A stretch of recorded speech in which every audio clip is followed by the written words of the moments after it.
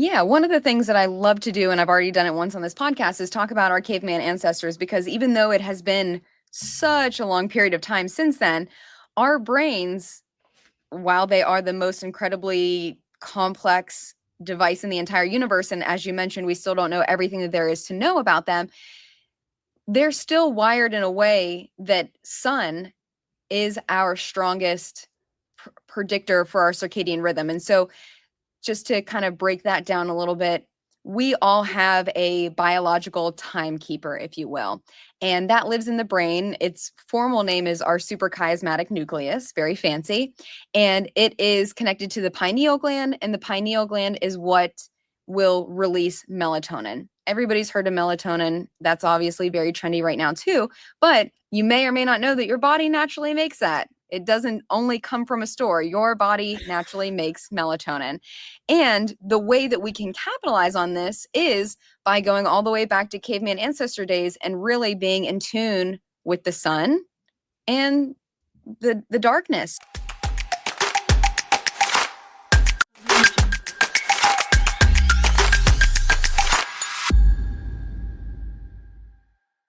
Hello all and welcome back to Truehope Cast, the official podcast of Truehope Canada, where we explore the powerful connections between mind, body and nutrition in the pursuit of lasting mental wellness.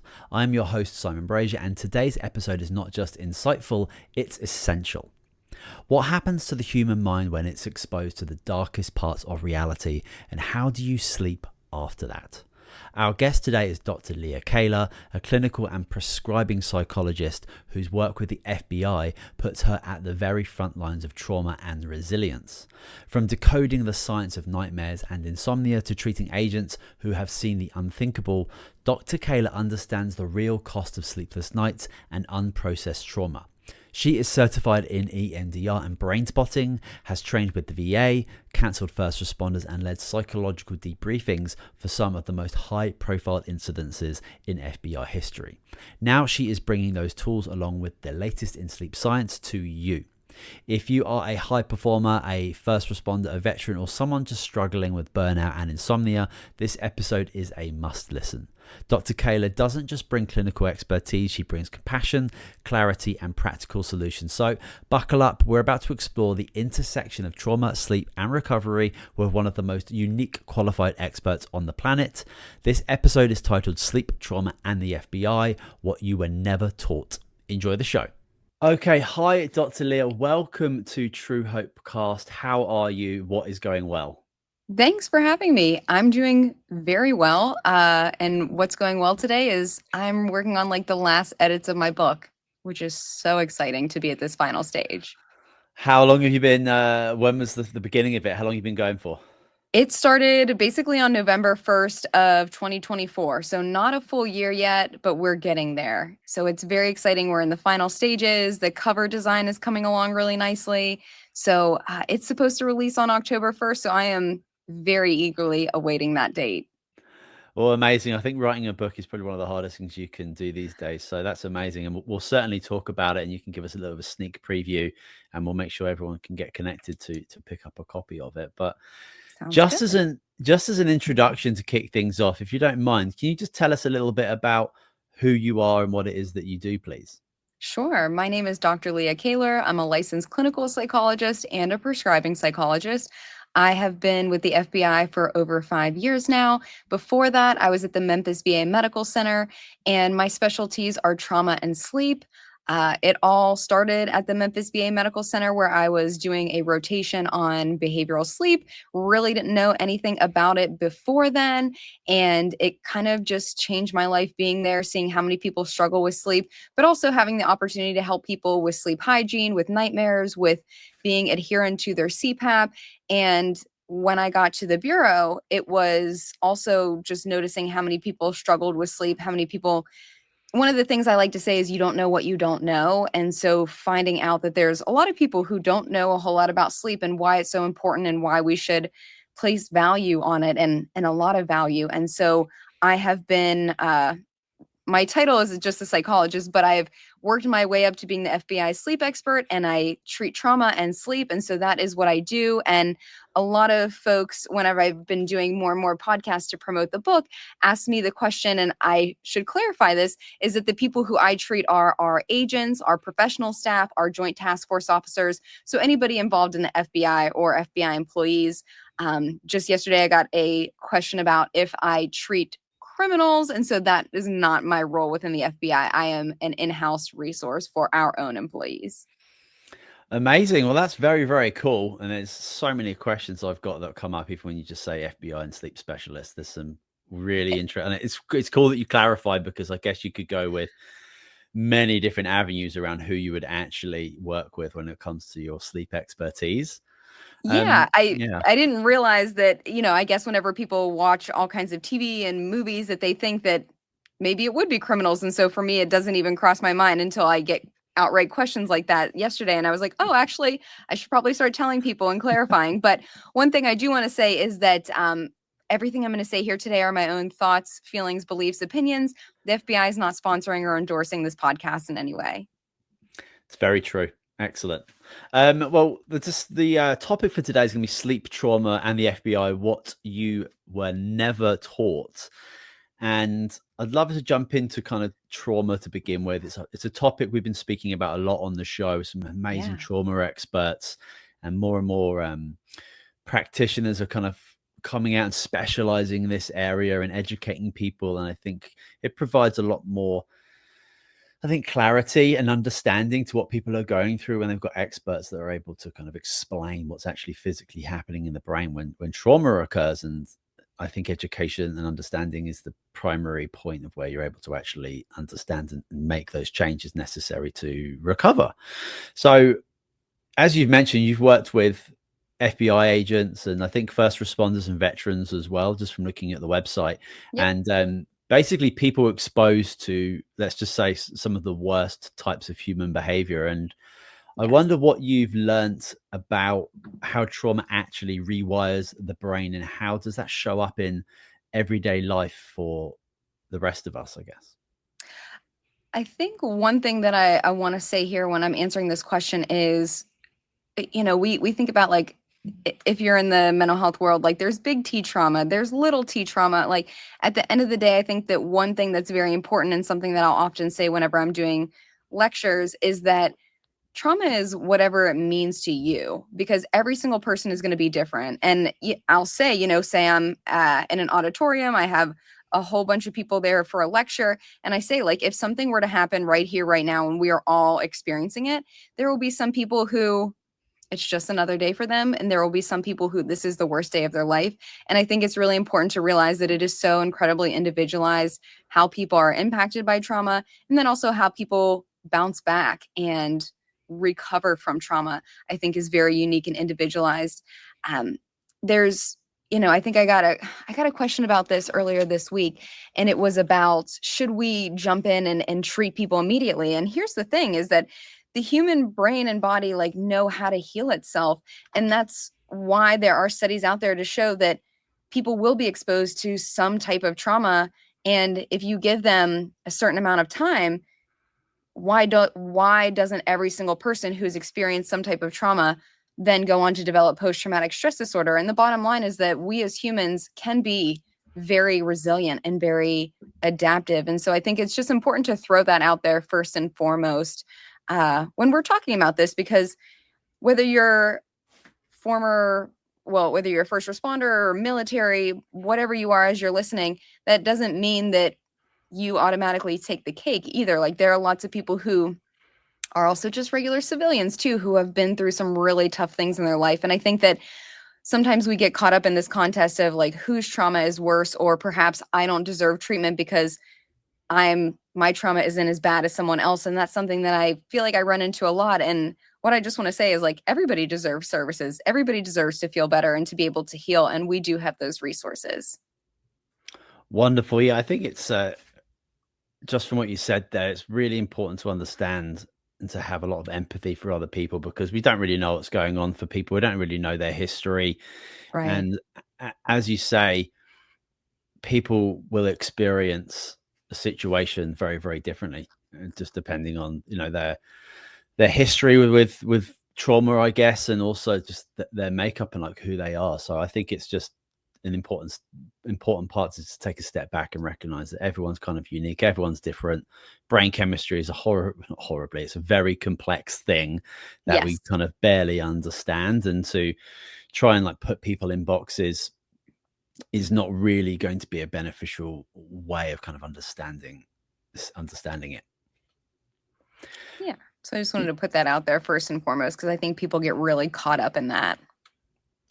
Absolutely. Yeah. Somebody who's experienced trauma from a young age and continues to experience it. And like somebody who's not experienced anything, as you say, like the worst thing that's happened to you is the worst thing that's happened to you. Right. And that's going to be different for everybody. And yeah, it's just not, I think it's an important place to begin with for people to kind of understand that. And I'm guessing that you've probably conducted, you know, psychological debriefings following like kind of intense incidents within the FBI. And I wondered, like, is there one particular story?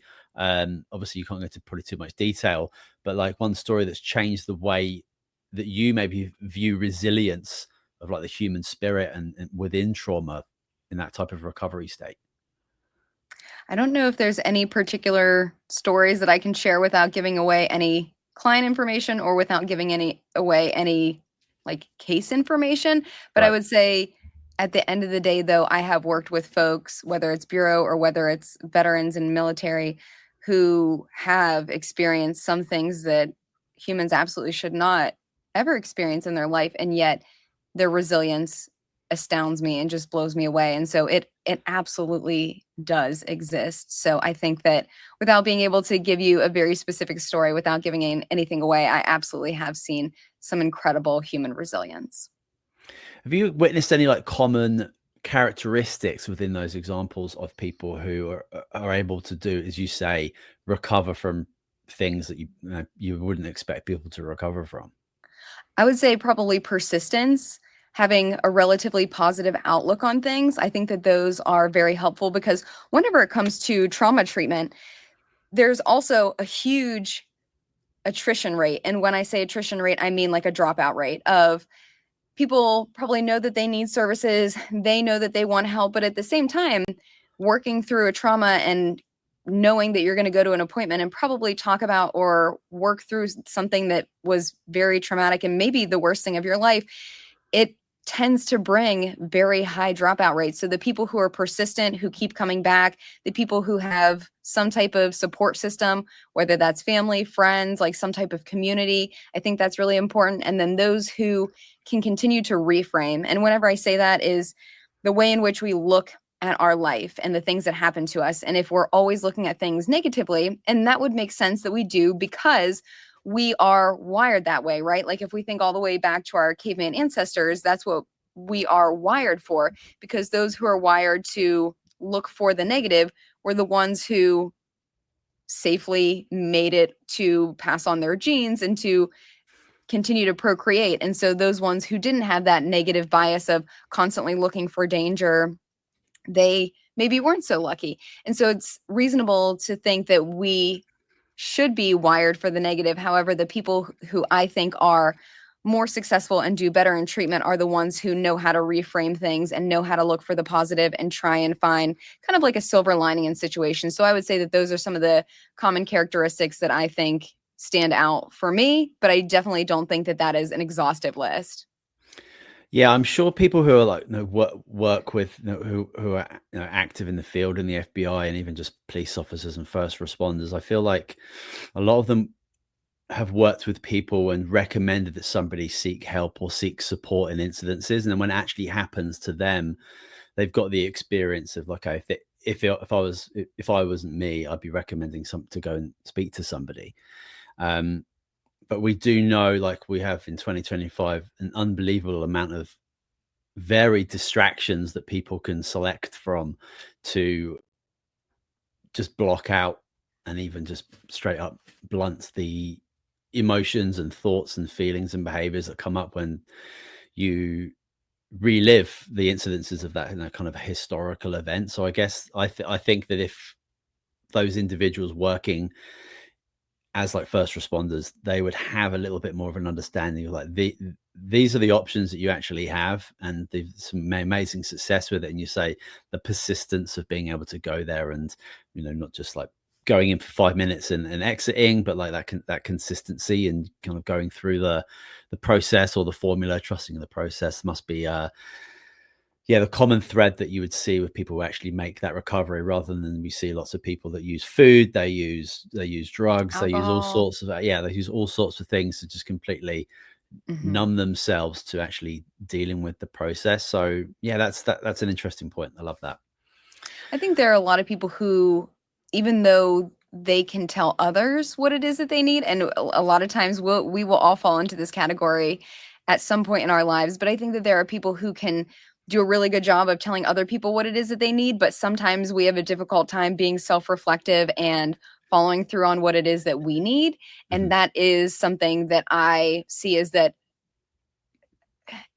people, by the time they get to me, it has been quite a while. There's usually several people that are telling them that they need services. And I wish it wasn't that way, but I think that there's also some barriers whenever it comes to first responders and law enforcement and military. And it stinks that it's that way, but Mm-hmm. like there are realities around people getting services for themselves and being willing to do that. And sometimes I end up seeing people by the time that they're like at the end of their rope versus when they were maybe at a better place, and treatment maybe could have been a little bit easier. So that's one Yeah. struggle that I also deal with too. Yeah, just from my perspective as being a dude, I would expect that there was like there'd be quite a lot of ego wrapped around the idea of wanting help or being vulnerable or needing support, and how that may be perceived as weak. I'd understand how a lot of people would be quite resistant to looking for support and help in those instances. But I hope that we're kind of coming into a place where we recognize that that is not the complete opposite of a sign of weakness when you're looking for help, right? And I think a piece that really helps me is that whenever people do have good experiences with treatment, that I ask them to tell other people. And a lot of times whenever someone does come out the other end from treatment and they're very excited about the results and they're feeling like a new person, just it means so much more whenever it comes from them versus whenever you're listening to the psychologist talk. It means so much more whenever you're talking to a colleague who's been in the trenches with you and has experienced something and come out the other side, and they can speak to their experience and give this testimonial. And so I think that I think we're getting to a better place of that. And I'd love to see more facilitation of that and people sharing their own personal experiences and success stories. Yeah, that would be a huge advocacy for that process. I'm sure about that, to have all those services, looked and see those individuals that have come out the other side with flying colors, because there'll be a certain point in somebody's journey where it will look like there is absolutely no hope for them and they'll feel completely hopeless and alone and in a dark place. But if we're able to actually look at resources, watch videos, listen to podcasts of people who have, not necessarily been in the exact same situation, but have been in the depths of despair and have been able to see the light and work with people and come out the other side, that could only be a hopeful thing to experience. Yeah, I think that that's so important when people share their story. And at least within the Bureau, and I imagine a lot of first responder departments across the country and across the world have peer support. And I think that that's really a huge piece of it, is that I've been there. I know what it is that you're going through, and I can at least sit there and listen for you. Maybe I'm not a mental health professional. Maybe I don't have a specialized degree, but I can at least sit there and be present with you. And I think there's that can go such a long way. For sure. I mean, the examples I have in my life is I've gone away and like kind of guy weekends away, and a couple of instances there's been situations where people have just like been able to actually be vulnerable and open up and let people in a little bit more in a completely different environment. And it's a seriously powerful therapeutic place to be in when you can actually kind of like do that. Mhm. So yeah, to have these services available and to kind of throw the egotistical side away a little bit and just making it accessible, it's only going to benefit people, which is just amazing. Another piece on the trauma. What are some of the like more common but overlooked signs that someone's maybe silently suffering with something traumatic, even though they may seem high functioning? One of the things that I definitely see in my population, and I imagine that this definitely does bleed out into like civilian life, but I would say being very short-tempered, being irritable, feeling just very frustrated, feeling burnt out. I think that, uh, whenever it comes to trauma, like there's an element of that and there's an element of trying to recover from that. But then I think whenever you put on cumulative trauma of like continuing to see things or the unpredictability of the job of like you never know when you're going to get a call out or what that particular call out might look like, so the trauma just keeps compounding. But also just these organizational stressors of perhaps it's like red tape or a difficult boss or just like constant requests for admin things. I think that whenever all these things pile on, I would say that the red flags for me that I'm looking for are like a short temper, just feeling irritable and feeling angry. And another piece of that I think that is much more acceptable in law enforcement and military is that instead of being emotional about it, we can easily put out anger and frustration and irritability because that's much more acceptable. And that's much more acceptable in this world that I live in and treat. And so I would say that those are things to be looking out for, especially whenever maybe that person's already like a little bit irritable baseline, but then whenever it kind of goes to up a couple of notches, then that's when I would start to get concerned about a particular individual. Yeah, I think that I've recognized when people are just being uncharacteristic to their, let's just say, normal self, and you can kind of, maybe ask a different question to kind of see what's going on. I'm sure people who, are working together in close proximity will be able to, recognize that this person is just off. And again, it's clearly a sign, but I think a lot of people struggle to or don't know how to maybe approach that individual, especially if there's anger, if there's irritability, Mm-hmm. and a lot of people don't want to be on the end of that and maybe have negative relationships in the future with that person. So do you have any advice for maybe somebody like who's experiencing in that with like a friend or a family or a colleague? And because it can be a confusing and awkward conversation to maybe have with someone. Yeah, it can definitely be very difficult and just anxiety provoking to think about doing something like that. But I would say coming at it from a non-judgmental perspective, trying to be open, trying to be honest, and I would say giving your observations. So, say for example, hey, so and so, I noticed that there have been some changes lately, and I've seen maybe you're more irritable. Last time we went to the bar, I think you had like two more drinks than I usually see you have. And, I started to see you coming in late to work. And, I'm just wondering if there's anything going on. And I also want to just let you know that I'm here to listen if you need that. And just being something along those lines of what it is that you're seeing, that you're concerned and that you're there for the person, whether it's if they want to talk to you or if they want help being connected to services, and kind of leaving it very open-ended. That would be my best advice for someone who is in a situation like that. Yeah, that sounds like it's not a particularly direct question. It's not an aggressive question. It's just letting people know that you see them, you hear them, and you're there for them. Yep, Yeah. exactly. It's as simple as that. And sometimes people will take it and they'll appreciate it. Sometimes people will brush it off, but they they've heard you. And so if they're not ready now, they'll know that you're there when they are ready. And it's you don't know what your chances are, but you don't have a whole lot to lose. Chances are this friendship or this coworkership isn't going to end just because you've approached them in a manner kind of like what I just modeled. Yeah. Beautiful. No, that was a great answer. Thank you. I'd love to talk about sleep science and recovery, especially when it comes around Let's do trauma. it.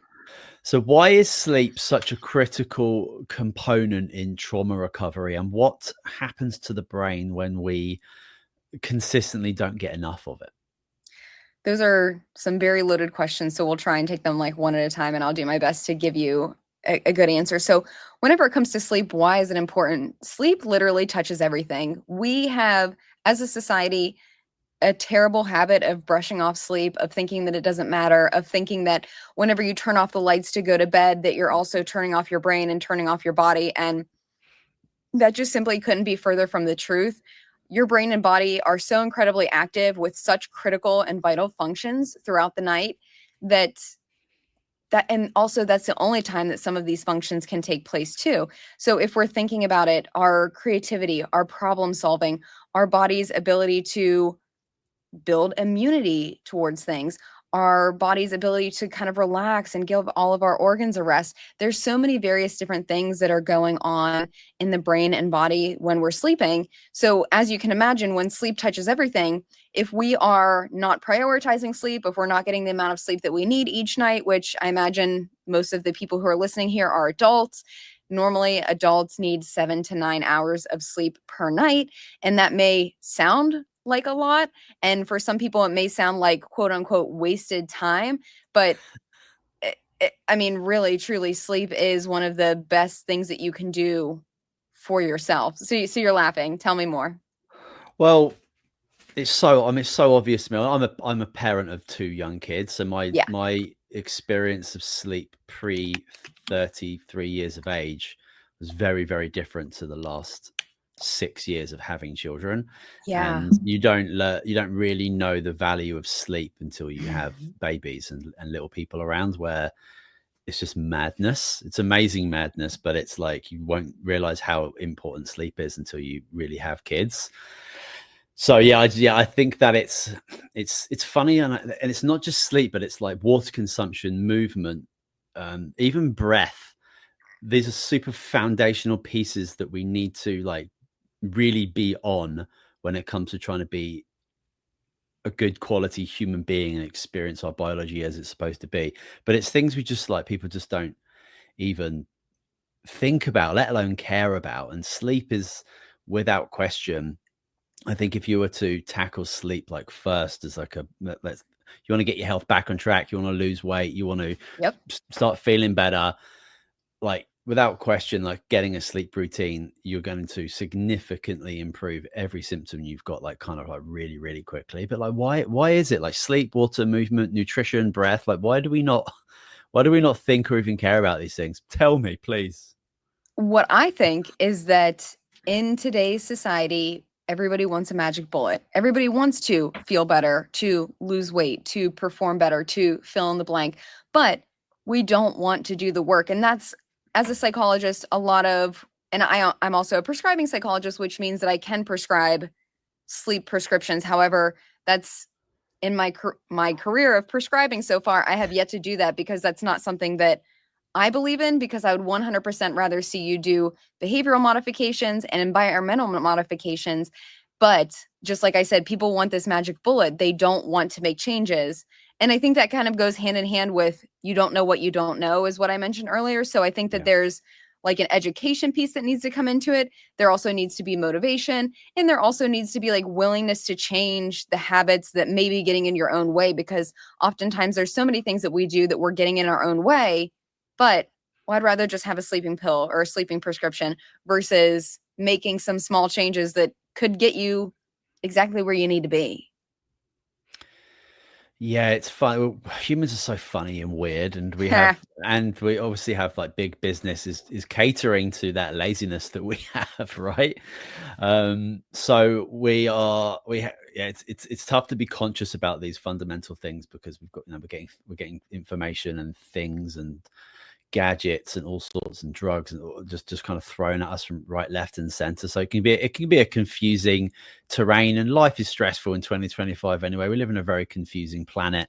Yes. So it's like, is there one less thing I can like not worry about? And it's like, okay, maybe I can take a sleeping pill. Maybe I can just like, take a GLP-1 thing and lose weight. Like these are just it's just a very human thing to do, but it's like very anti-human when we really want to look at like our evolutionary biology.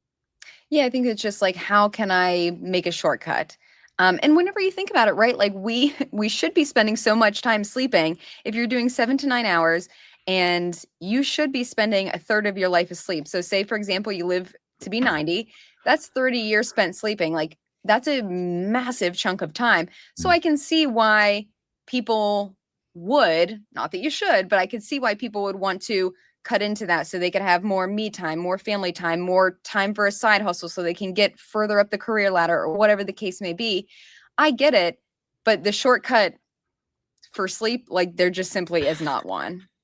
Do you think people are really choosing to have a terrible sleep routine because they want to spend more time with the families, or they want to do other things to benefit different parts of their life? Or do you think it's just we've got Netflix, we've got cell phones, we've got all these things that just like fuel dopamine 24/7, and you know, and then they can wake up, they can go to bed at 2 a.m. after having a Netflix binge and wake up at 7 or 8, go to work. They can just like smash coffee, consume loads of sugary calories in the morning and get through it.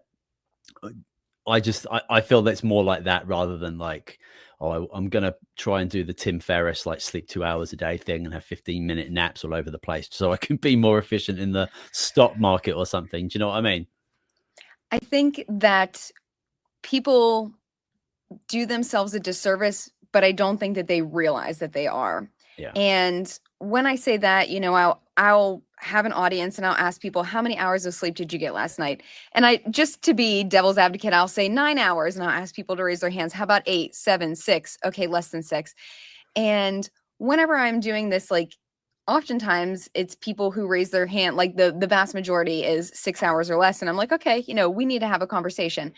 So I don't think that it's people necessarily like wanting to do harm to their brain and body. I think that it's just, and this is like a trendy word that I'm hearing now more and more, is like sleep revenge procrastination.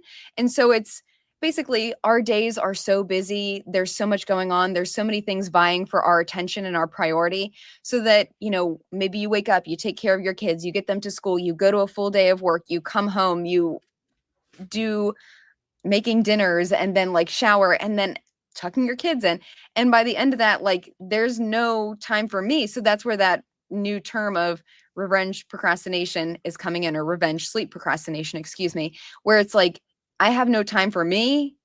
And where is that? Because we need to make that. And so that's where we're getting into like the Netflix or the TikTok scrolling or whatever it is.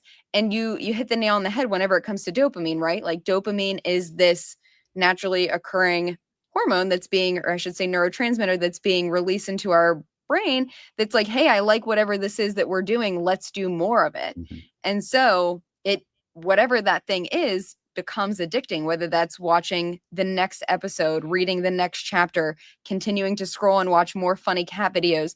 So I think there's a piece of it that we're controlling, and then I think there's a piece of it that dopamine's kind of taking over, and we kind of like lose control of the wheel. Yeah, I mentioned it before. Like, I think there are scientists working within companies to see how much more attention they can grab from people, right?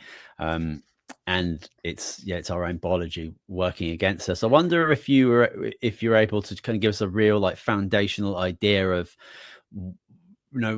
how we would experience the sun, how we would experience the stars, how we would experience sleep as it was intended for our biology today, and how lights and phones and screens, etc., get in the way of that. We spoke about it a few times on the show before, but if you wouldn't mind, it would be really great to have that foundational piece. Thank you. Yeah, one of the things that I love to do, and I've already done it once on this podcast, is talk about our caveman ancestors, because even though it has been such a long period of time since then, our brains, while they are the most incredibly complex device in the entire universe, and as you mentioned, we still don't know everything that there is to know about them, they're still wired in a way that sun is our strongest predictor for our circadian rhythm. And so just to kind of break that down a little bit, we all have a biological timekeeper, if you will, and that lives in the brain. Its formal name is our suprachiasmatic nucleus, very fancy, and it is connected to the pineal gland, and the pineal gland is what will release melatonin. Everybody's heard of melatonin. That's obviously very trendy right now too, but you may or may not know that your body naturally makes that. It doesn't only come from a store. Your body naturally makes melatonin. And the way that we can capitalize on this is by going all the way back to caveman ancestor days and really being in tune with the sun and the darkness. So how did our caveman ancestors know that it was time to be awake and to be alert and to be going about their day? The sun came up. How did they know when it was time to go to sleep? The sun went down. And so back then, yeah, they probably had fire, but they didn't have overhead lights and lamps and screens and phones and all kinds of things. It's, I kind of like to equate it to, if you've ever been to Vegas or if you've ever been to a casino, you can be in there at any time of day, it doesn't matter. And the amount of bright light and stimulation and noise and like fresh oxygen that they're pumping in, you would never know what time it is outside. And it's meant to be purposefully disorienting to keep you in there and to not be able to keep track of time. That's a whole nother psychological story. But nonetheless, we are still programmed with light as our strongest force for our circadian rhythm. So one of the ways that we can take advantage of that is within 1 hour of waking up, going outside and no sunglasses, looking towards the sun, don't burn your retinas, but just being out there for a few minutes. And that's going to be something that's going to be really strong for our circadian rhythm, because if there's any like lingering melatonin, the sun will come in through the eyes, back to the suprachiasmatic nucleus, back to the pineal gland, and it'll shut off any melatonin that's happening, but it will also serve to boost alertness and wakefulness and just really tell the brain, hey, it's time to wake up. And then as we go about our day, since we did that early in the morning, then one of the other ways that we're kind of building off of our caveman ancestors is the setting of the sun. So right now, as we're recording this, it's summertime where I live. The sun is setting probably around like 9-ish p.m.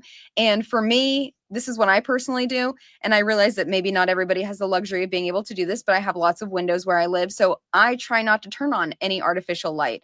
I just let the sun come in through the windows, and I kind of enjoy just watching the sunset out my window and allowing that change, that gradual change in lighting, to just come in naturally through my eyes, and for that to be the cue to my brain that, hey, it's time to start feeling sleepy.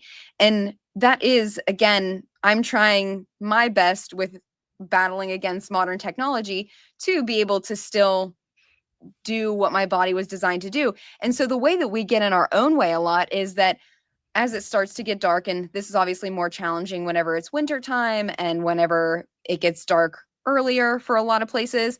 But then when we turn on all of our lights and the lights are really bright and they're kind of this like blue wavelength, because the problem with this, and I think blue light is also a very trendy thing right now, is that the reason why is that blue light is the same wavelength as sunlight. So whenever you've got your screen like so close to your face, or your iPad or your laptop screen or whatever, all these are emitting blue light. And when they're so close to your eyes like that, especially when we're winding down and getting ready for bed, the brain gets confused because it thinks, oh, well, I thought it was time to start getting ready for bed, but now I have this really bright light coming into my eyes. I guess that's the sun. I guess I'll turn off melatonin. And so that's one of the ways that we are getting in our own way, is when we're using these artificial lights closer and closer to our desired bedtime. That was beautiful. Thank you. That was great. Now, I often talk about caveman times all the time on the podcast. I love it. Whenever I think about something, I'm like, what would I have done 10,000 years ago? Like, what would my body have done? What environment would I have been in? Because my biology is not really different, but my We're still so similar. Yeah, my environment and the culture that we have is viciously different, and our biology is nowhere near caught up to it.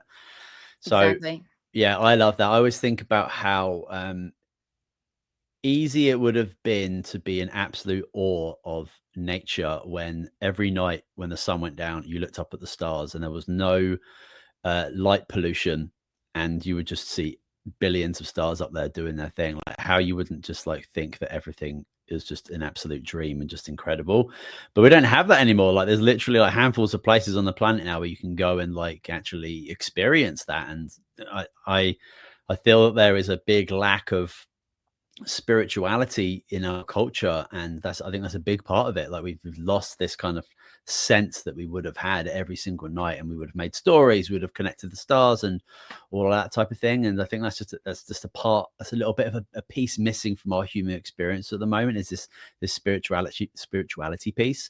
And it all stems from how we've changed our environment when it comes to sleep and in cities. But thank you so much for that explanation. That was really good. I love that. Thank you. You specialize in helping people with insomnia, nightmares, and CPAP resistance. Is that right? Yeah. I mean, whenever it comes to sleep and sleep disorders, people don't realize this, but there are so many, and there are ones that inevitably you've never heard of before. So I don't pretend to know everything that there is to know about sleep. But yes, whenever it comes to like the most common sleep problems, I can probably give you some pretty good advice and get you on a good track. Yeah, well, I'm sure, like, I mean, the medical community absolutely loves to create like new specific diagnoses, right, and Yes. put it on this massive spectrum of just like sleep problems. And but I think, yeah, as you say, like if someone was to read your book and follow your ideas and be a part of your programs, probably going to take care of 99% of those things on that spectrum. um Exactly. what Yes. are what are some of the most effective science backed sleep interventions that you've seen work, even when nothing else seems to help people? Yeah, so if we're talking about actual interventions and not just like tips and tricks, CBTI, cognitive behavioral therapy for insomnia, and that is kind of a collection of tips and tricks, sleep hygiene. How are you thinking about sleep? Changing the way that you think about sleep, because chances are you probably think about it or frame it in a negative way. And then there are, depending upon the severity of how someone is doing and how they're sleeping, then we can kind of get to the outer realms and do some more extreme work. But I would say cognitive behavioral therapy, hands down, is the gold standard for helping people who are having sleep issues. And then, as you said earlier, I help people with nightmares as well. And the gold standard treatment for that is imagery rehearsal therapy, IRT. That one's fabulous. It's super simple. It is best for people who have recurrent nightmares. So, that nightmare that happens over and over again that I think a lot of us can relate to. That Mhm. is what IRT is wonderful for. And I've seen great results using both CBTI, cognitive behavioral therapy for insomnia, and imagery rehearsal therapy, IRT. So those are when people come to me for sleep issues, I'm picking and choosing my favorite pieces out of usually both of those or just one if they need it. And then oftentimes, we started the episode with talking about trauma. And I would say, because of the uniqueness of my job and the population that I work with, I get a lot of referrals from other mental health professionals because I've made this name for myself as the Bureau sleep expert. And a lot of these referrals are like, hey, Leah, I've got a client here who's having sleep issues. Can I refer them to you? And I'm like, yeah, of course, absolutely. And then I would say like 9 times out of 10, and again, I think this has to do with my particular population that I work with, a lot of that is no, I have no doubt that you're having sleep issues, but I think a lot of it or a piece of it is underlying depression, anxiety, stress, or untreated trauma that's also showing up or manifesting as a sleep disorder. So I think there's several things that go hand in hand. So asking about interventions, um, if someone is also struggling in the daytime and kind of once we like uncover that and tease things apart, the few other tools that I'm absolutely in love with are I'm certified in EMDR and I'm also certified in brain spotting. So those, if they're appropriate, I will also pull those out of my toolkit and use those as well. Very cool. And I'll make sure, your book's going to be out this year. So I'll make sure that there are Yeah. links to people can find that, because I'm sure a lot of that information is going to be in there as well. And I know nutrition isn't in your wheelhouse, but you've spoken about the pineal gland and melatonin, and those things Yes. aren't possible. Melatonin is not possible without, the right foundational amino acids to produce it. So I just wondered your opinions on kind of how important nutrition is when it comes to restoring brain health, chemistry, especially in people dealing with trauma, burnout, chronic insomnia.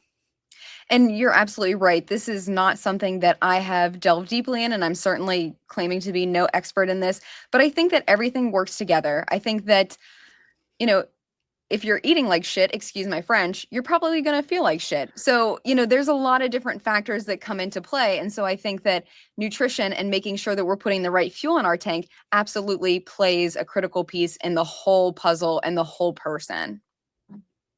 Love it. Yeah, you are what you eat, essentially. Your body can only produce what it can produce with what you give it to produce it. So, if melatonin, which we know is a massively important part of sleep, how are you going to be able to produce a steady supply of that if you're not providing it the right amino acids that actually make up melatonin? I think the cascade is like tryptophan to serotonin and to melatonin. So if you're Yep. unable to create that cascade of events and you don't have the ingredients to do that, then your body is going to absolutely struggle. And we know that, well, we know here at Truehope, we've had hundreds of thousands of people who have, come to us with depression and anxiety, and 9 times out of 10 they have sleep problems. Like I would say, like I guess that every single time when somebody is struggling with depression and anxiety, they've got sleep issues, whether that's Absolutely. insomnia or falling asleep or whatever that might be. And once you're able to actually positively impact the gut with good quality nutrition, then we see that people are actually fueling their bodies with what their body actually needs to help them have good quality gut health, and therefore produce the neurochemistry necessary to have good quality sleep, to have the energy they need to get up in the morning, etc. So the nutrition piece is a very exciting part of what we do here at Truehope. We have some interesting products that we kind of combine to kind of take care of all the necessary requirements that you would need to put into a good sleep protocol, which would absolutely combine beautifully with what you're talking about with the practices. So I love it. I think nutrition is a very important foundational piece, honestly, like any disorder that people might have. Like nutrition is a key part. Chronic nutrient deficiency is wildly prevalent throughout the Western world, and if we can just kind of hopefully take care of that a little bit, a lot of people are going to be able to come out the other end and just start feeling great, because that's what we all really want, I guess. Absolutely. Most of our listeners aren't FBI agents. That's a guess. I would be surprised if I don't want to say anybody, but we have a very small population is what I should say. Like you think that we're omnipresent and we're everywhere, but we're actually a very small organization of about 37,000 people. So we're not as omnipresent as you might think. For sure. But most of our listeners aren't FBI agents, but they're parents, they're caregivers and professionals who are simply burnt out. So what advice would you give to someone who feels like they're living in this constant state of fight or flight in a stress response? I think that a lot of people are probably struggling with that right now. And it doesn't matter who you are or what you do. Everybody can relate to that sympathetic nervous system activation. And the best possible thing that you can do for yourself is find ways to counteract that with parasympathetic activation. And so that's our rest and digest. And if there are things that are relaxing, and I think, one of the really interesting things whenever I work with people, I'll, ask them lots of questions, get a chance to get to know them. And I'll ask them, what are your coping mechanisms? Like, what do you do to blow off steam? And a lot of people don't understand the question, don't have an answer. Like I'll try and frame it a couple of other ways. And they just kind of look at me like, I don't know how I deal with stress. I don't know how to blow off steam. And so that may or may not be the case for the people who are listening, but I would say that would be one of the very first questions that you need to ask yourself is, how do you relax? How do you find peace? How do you find joy? How do you find things that are relaxing and enjoyable, or maybe even distracting for you? And that will be a way for you to work towards that parasympathetic rest and digest. I think it's a big struggle for a lot of people to actually sit down and think about what is it that actually I can do that puts my body in a healing phase. Yeah. Because we are so busy, it's what life is expensive, and we're having to, stretch our capacity during our day to really limit that kind of recreational time. And it takes like it's funny. It takes effort and intention to create the time necessary to allow the body to be in like a healing state. And even when people are in a healing state of sleep, which is kind of exactly what it's designed to do, we're going to sleep stressed, and we've got this chronic sympathetic program just constantly running. And even that 6, 7, 8, 9 hours of sleep for people can actually be a stressful part, and the body's not actually doing its kind of clean up healing duty that it's supposed to do during sleep. So it's just funny that we're in a world situation now where people really have to be conscious and actively work at chilling out. And for those who are listening and they're asking themselves this question and you don't have an answer for this, I would say experiment. There are lots of things that you can do that are free that you could try out and see if it works for you, and just give it a period of time and see if it works for you. Going outside and doing some deep breathing, petting your dog, going for a walk, just being in nature, getting a pen and paper and doing some old school journaling, listening to some music that you like. There are lots of different things that you can do for free, and you can see, is this something that is helping me kind of disconnect from this stress and these anxious thoughts that I'm having. Yeah, wonderful. One piece of advice I have just as a parent is like, don't feel ashamed of asking for help. Like my wife very frequently doesn't want me to, because we live in Canada with her family. My family's 8,000 kilometers away. And she doesn't always want to ask for help from her family, but I have absolutely no problem with that. And it's a big, just to have the kids off our hands for an hour where we can actually sit and do nothing together is like unbelievably restoring. So yeah, I would say if you do have friends, family, whatever around you, I think deep down people do want to support each other and take care of each other. And yeah, don't be afraid to ask for that support. Absolutely. I think that's a great addition. Beautiful. Just a couple more questions. We're going to finish up with a question about your book, but just one before that. Yeah. I know that you traveled the world educating law enforcement about sleep and trauma. What's one of the like biggest myths or misconceptions that you consistently run into within your work? Is this a specific sleep question or a trauma question? Let's say sleep. Okay, sleep. let's say sleep. I would say the common myths are like nothing happens when you sleep. Sleep isn't important. I'll sleep when I'm dead. I'm just fine on 5 hours of sleep. Like I would say that a lot of those are the ones that I hear and I'm like, okay, let's do some education. And that's also part of the reason why I wrote the book, is that I think there's so many people who can benefit from it. There's just not enough hours in the day for me. And that's why I got to the point that I'm at, is that I think there's so much good information and so much myth busting that needs to be done that I'm only one person. And so I have to try and figure out a way to put it on podcasts, put it on social media, put it into a book so that I'm not limited by the amount of hours that I have in the day to help people.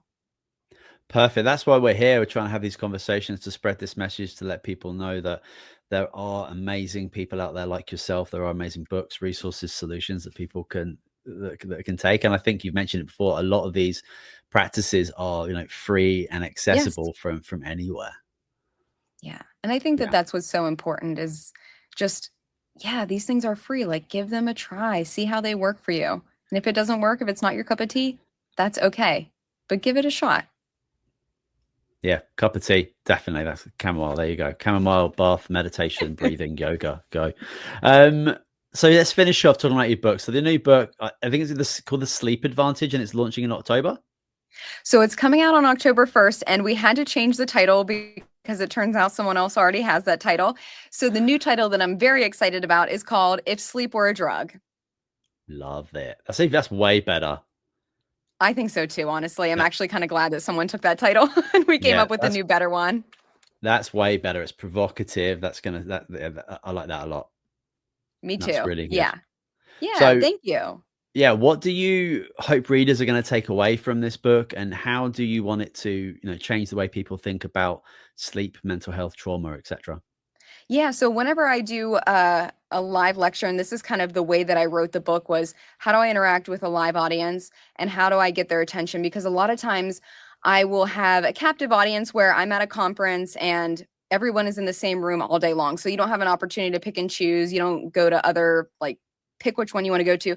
So oftentimes I have a captive audience, and I think people just don't care about sleep. They're going to tune out. Maybe they're going to have their nap while I'm talking, which I'm totally used to. It's okay. That's a sign of sleep deprivation. But what I will do is I will start by throwing out some scary statistics and getting people's attention that way. And then once I kind of have them hooked, and that's exactly what I do at the beginning of the book, is just throwing out some scary statistics about what your brain should be doing at night. And if you're not giving yourself adequate opportunity to sleep, here's how you're setting yourself up for failure in all these various different domains. And then I talk about you don't know what you don't know is a big theme within my book. And just, hey, let me walk you through this. And you've probably heard about blue light, but why? You've probably heard about this, but why? And so each chapter, they're kind of like mini chapters. And I talk about scrolling and screens and dopamine, and just breaking down like why these things are hindering our ability to get a good night's rest.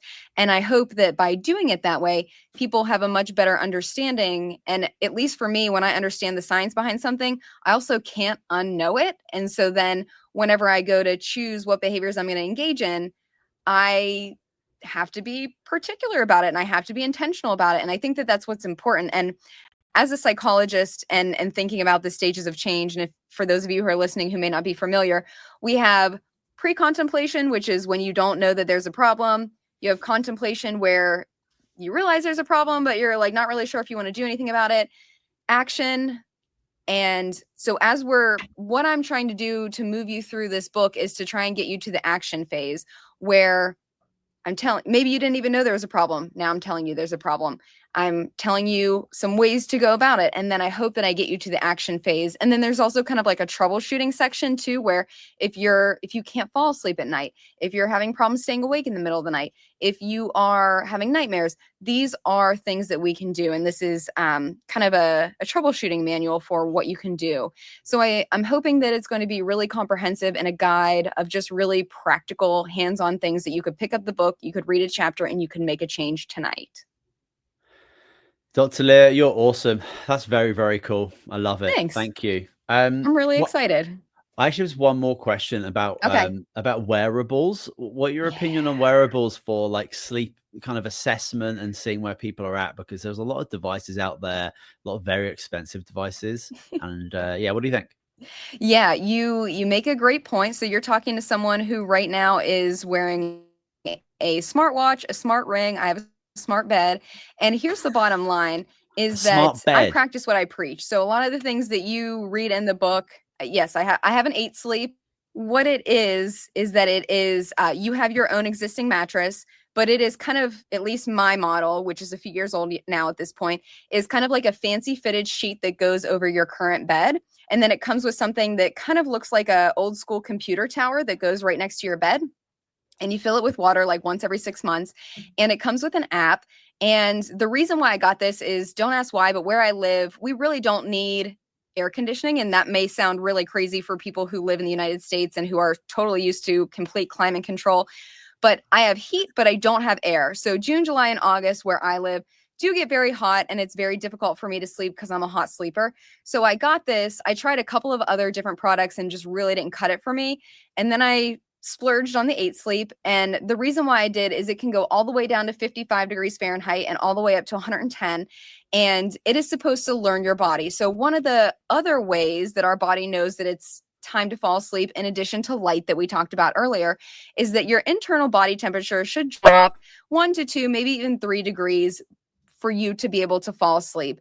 And your temperature will shift and change throughout the night, and then it will rise as it's time for you to wake up. So with the 8 sleep, one of the things that I thought was just really cool about it and the marketing was that it is supposed to learn you, and it has an autopilot feature. So it will learn what temperature you like to fall asleep to, what temperature you like when you're falling asleep in the middle of the night and when you're waking up.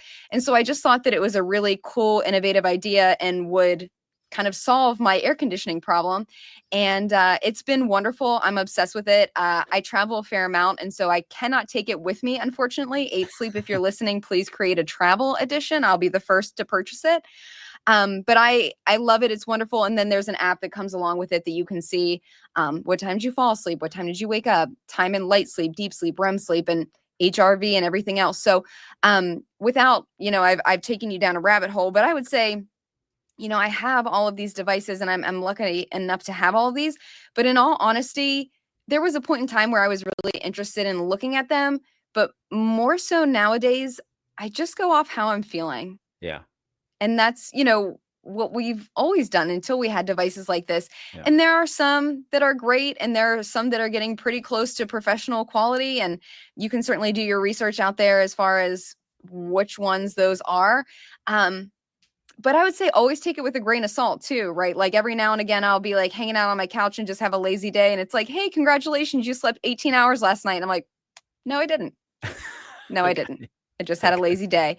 So I would just say, take it with a grain of salt. We're also getting into this place in life where we're tracking so many different things, and we're getting into, now there's a disorder, orthosomnia, where we are so worked up about tracking things, and specifically tracking sleep with this terminology, that our anxiety about tracking sleep and getting enough sleep and kind of like biohacking this, that we're doing ourselves a disservice and we're sleeping worse because we have this heightened anxiety around it. So I would say, yeah, you're talking to someone who has three, the bed, the ring, and the watch.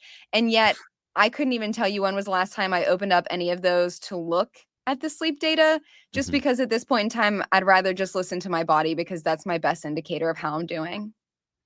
Yeah, I haven't looked at my Aura Ring app in probably a month, but just having the ring on makes me aware that about how important my sleep is. Like it's quite interesting. I love the idea of using some of these technologies to kind of get a grip and get an assessment of what's going on. But as you say, like we really want the intuitive nature of your own body and your mind to guide you forward rather than being Mhm. kind of reliant on an app or statistics. Yeah, it's interesting. I work with a lot of people, and I think everyone now probably has some type of smartwatch. I'd be surprised if, most listeners don't. But I'm very old school. And so when I work with people, I ask them to track their sleep on paper and pencil. And it's great if you have some smart data, like that's wonderful. But I really prefer paper and pencil because I also think that that just makes you very aware and cognizant and hopefully more intentional about what Mhm. it is that you're doing with your sleep and wake patterns and caffeine and napping and alcohol and all those things that we didn't touch on yet today. Yeah, I don't think the app's going to tell you whether you feel happy or sad, really. But if you had like a journal that you can actually look at and go back, then without question, that's going to be just as effective. Amazing. Well, that was great, Dr. Leah. Thank you so much for coming on the show. Um, Sleep obviously is so viciously important to every single one of us.